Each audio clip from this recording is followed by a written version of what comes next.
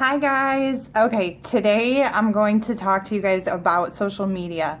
This is going to be a very just kind of quick overview of some good places to start when you're starting to build your business on social media. I'm going to talk about Facebook and Instagram. I'm going to start off by talking about Instagram just because I have only recently started to build up my Instagram page, and I'm not an expert on Instagram. There are Megan Ewaldson, our upline coach, is an expert on Instagram, so you can Google some of her videos if you want some more information. But the first thing that you want to do with Instagram is to make sure. When I first started, my Instagram account was private because I didn't want to share things with the whole world. But social media is now our business, so you need to switch it to a public account. If you need to go in there and delete some things, or if you need to create an entirely new Instagram account, that you can do that too. But because what's the big thing with Instagram? How do you find people? It's with hashtags, and hashtags are pointless if you do not have a public account, because people can't find them. The 30 or 100 Instagram friends that you know, I mean, they probably already follow you on Facebook. They know what you do. Instagram's a great platform for you to reach a lot of people out there who are not coaches but who are also like you, because you can search hashtags of things that you like and you can start engaging with those people.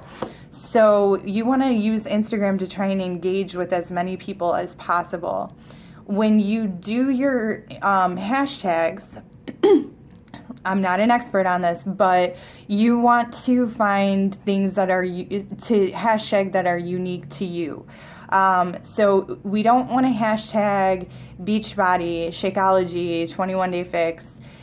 Even though I do that right now, because I'm just trying to kind of build up a bigger following. So, but if you do that, your followers are gonna be Beachbody coaches or people who already have a Beachbody coach. So I also add in things that are me. So I think about my brand. I think about yoga. What kind of yoga pants am I wearing? Am I wearing Lululemons? Am I wearing Prana? What kind of yoga mat is in my picture? What kind of sandals do I have on? Hashtag products of things that you like. If you're drinking a beer, hashtag the brewery that it's from, pint glasses, burpees for beer. Come and think. You can come up with a bunch of fun little hashtags. You know, if you're a mom, you can do hashtag boy mom, hashtag mom of twins, whatever it is about you, so that you're reaching people who are like you and that might want to work with you, that you have things in common with them. So the other thing is to really engage. We learned a lot at Summit this week about the importance of engaging with people who take the time to leave you a comment on your profile or on your picture or whatever your post. Respond to them and tag them back, because that means a lot to people. Now, you will get a lot of canned automatic Instagram responses from businesses. You can ignore those. I ignore those for the most part, unless it's a business that I might want to become an ambassador for. On your Instagram profile, you can put something like health and fitness coach on there, but also put who you are. Are you a runner? Are you do you eat paleo? Are you a vegan? Are you a teacher? Are you a travel lover? Are you a photographer? Put everything about you that makes you unique in your Instagram profile, so that people know there's 9 million Beachbody coaches on Instagram. You are so much more than just a Beachbody coach. So make sure that your profile picture is clear and it's your face. So that's all I'm going to say about Instagram. You can research hashtags. You can research all the cool apps that are out there to post to Instagram. But that's just kind of another place to start building a following that's separate than Facebook. So now I'm going to talk about Facebook. Like I said with Instagram, you might have a private Facebook account. I would highly encourage you to make your account public. That gave me a lot of fear when I first started because I was a military wife and I was scared to have a public Facebook account because of all the fear that is out there. Plus, there's things called like OPSEC with the military. But I just kind of went back and you can, if you have certain posts that you only want your friends and family to see, you can make lists in Facebook of people on that private list. And then when you post on your page, you can make that post only visible to that group if that really worries you. Now, because you're going to be growing your Facebook, your business through your personal Facebook page as well as your business page, you need to have a public account on Facebook. My opinion, you might get some coaches who still have a private account, but they probably have a gigantic like page and they are probably dumping thousands of dollars a month into boosting posts. So your personal page is a free way for you to reach out to friend request people. You can't friend request people from your like page. You can only friend request people from your personal page. You can only private message people from your personal page. Your like page, you have to wait for one of your followers to private message you. You cannot initiate that. So you want to pay as close attention to your personal page, if not more so than your like page. As Facebook algorithms are changing, our business pages are becoming less visible in the news feed, and they're going to start costing a lot more money. We can't worry about that. We just have to adapt to that. Our profile, our personal pages are still free. So they are a very important piece of your business. If you want to go and kind of do an audit of your page, get rid of some stuff that's out that you might not want the whole world to see, then that's fine. I encourage you to do that. You are going to want to grow your network by 2 to 3 people every single day. Ways that you can do this is, the easiest thing is to go, Facebook has that little banner that pops up of people you may know. And if you have 100 mutual friends with somebody, friend request that person. You don't have to personally know them, but that's a great person. And if you get I was so scared that I was going to get messages from people like, who the hell are you? Why are you friend requesting me? That's happened once, I think, and it was like, hey, do we know each other? I only accept friends of people I know in real life. Other than that, either people just won't accept your request or they will, and you are going to gain new followers from that. When I started this business, I had 320 Facebook friends. I now have about 1,400. I grow that every single day. You also, somebody that you like, one of your best friends, or somebody that you is like in, maybe if you go to if you're in a running group or if you're a member of a gym, you can go to their friends list and just look at people that look cool. Like, hey, I like this person looks cool. She lives in my town. She's a mom. We have similar interests. I'm going to friend request her. You want to friend request people that you would want to talk to, because you are going to be talking to these people eventually, because they're going to pop up. You're going to have to engage with them. So you want to help people that you want to help. You want to be around. So be very strategic with who you are friend requesting. We say 2 to 3 a day. There's a reason for that. If you friend request 100 people a day, you'll get put in Facebook jail. So 2 to 3 a day, and if they accept, cool. You can send them a message and just say, hey, thanks for accepting my friend request. I look forward to connecting. I saw you were a yoga teacher. I saw you were a vegan. Whatever it is, you can do that. You don't have to do that right away, though. Because you're going to grow, they're going to start to see who you are as they see your posts and pop up in their newsfeed. How many times a day should you be posting on social media? 2 to 3, 3 to 5, whatever you're comfortable with. I try to do 3 to 5 between my business page, my like page, and my personal page. I try to make them, my posts are maybe 80% about my life, about me, and 20% about the business, about challenge groups and that sort of thing. You are creating your brand, and people know Beachbody, they know Shakeology, they can go on to the website and they can buy the program without a coach. They don't have to go through a coach.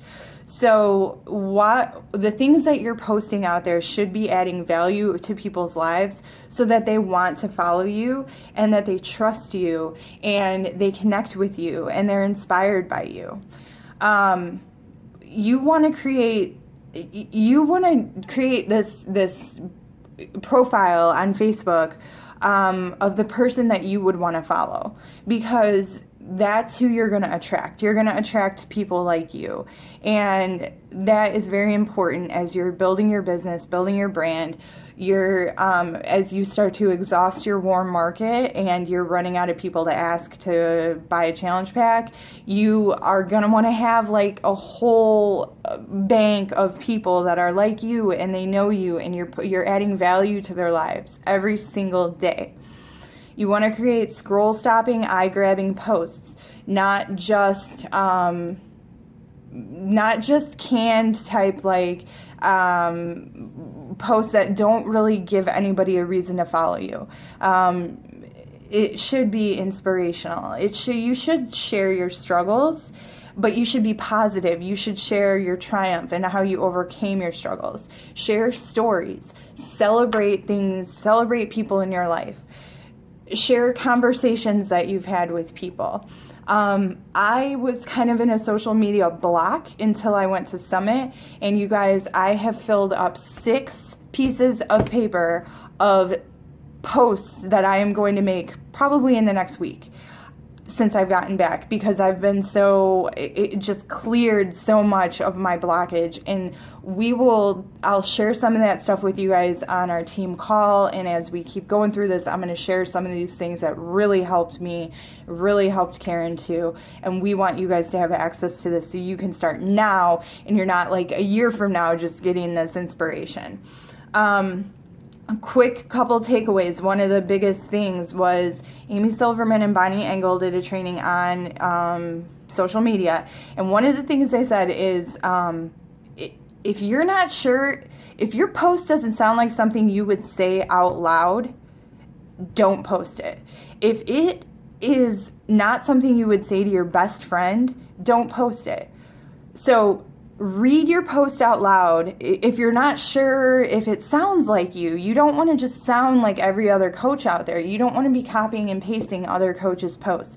You can use them as inspiration. You can absolutely do that, because I do that all the time. I use posts that I find as inspiration, and I kind of rework them and how I can apply that into my life and how I can give back to my followers. But say it out loud. Pretend like you're having a conversation with your best friend. What is your personality type? How is that coming across on social media? Because if you're just like all of a sudden posting about, I don't know, I can't think of a real good example. I don't want to go out too far off tangent, but best friend rule, say it out loud before you post it. If it sounds good, then if it sounds like you, then go ahead and post it. Make sure that your posts are kind of eye-grabbing. You can use emojis.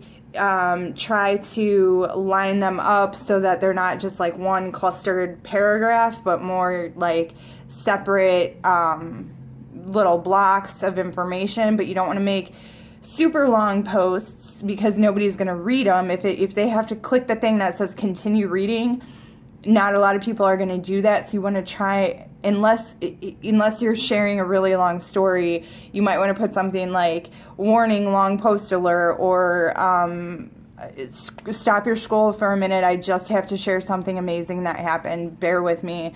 Something like that. So, we don't want to just share like a picture of Autumn doing Country Heat and say, this is the promotion this month. Look at Autumn Calabrese doing it. We don't want to take things off of Beachbody's website and post them on our page. TeamBeachbody.com has an amazing blog every day with tons of things. If you're looking for things to post about, go on the blog. Don't share their post. Go there for inspiration and rewrite it and make it your own. Create your own content. If there's a Shakeology recipe that you want to share, don't share the link to the website or to somebody else's website. Share it to your website or post it on your business page. You can give credit where credit's due. Like Emily always gets, I think she gets, I forget where she gets a lot of her recipes from, the Smoothie Girl or something like that. And she always like credits that person, but she makes it her own, which I love. Emily Engler, she's a coach on our team, you guys. And she's going to be at Summit next year along with all of you guys. We are so excited. Motivational quotes are cool. They're nice little things to put in there, especially if it's coming from a personal development book that you're reading. Make it your own. Don't just search Pinterest for cool graphics and make those all of your posts. Every once in a while, it's cool to just share a cool graphic with a motivational quote, but don't do that every day. Put your face on it.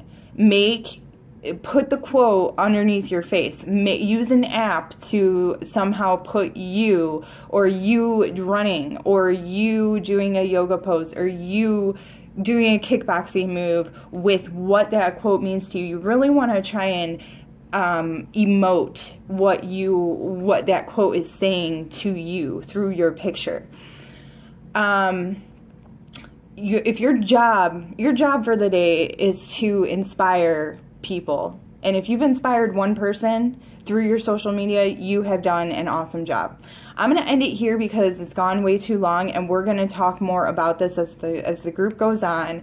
But think about these posts, and if you guys can help each other out on the page and share some of your posts so you guys can get a little bit of inspiration from each other, and I will share some of mine, and we'll get some engagement going in this group, okay? All right. Have a good night, guys.